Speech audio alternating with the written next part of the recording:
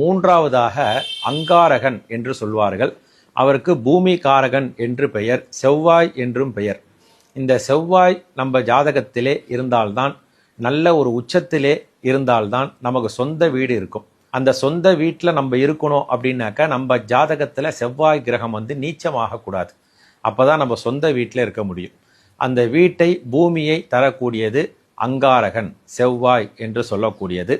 இந்த செவ்வாய்க்கு உரிய கோவில் நம்ம பார்த்தோம் அப்படின்னாக்க, அதே மாதிரி கும்பகோணத்து அருகில் தான் வைத்தீஸ்வரன் கோவில் அப்படின்னு சொல்லக்கூடிய இடம்.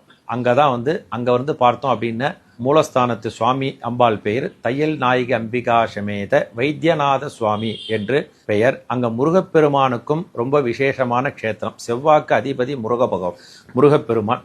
அந்த முருகப்பெருமான் அங்கே முத்துக்குமார சுவாமியாக நாம் அனைவருக்கும் அருள்பாலித்து வருகின்றார். அங்கே இருக்கக்கூடியது செவ்வாய் கிரகம். இதே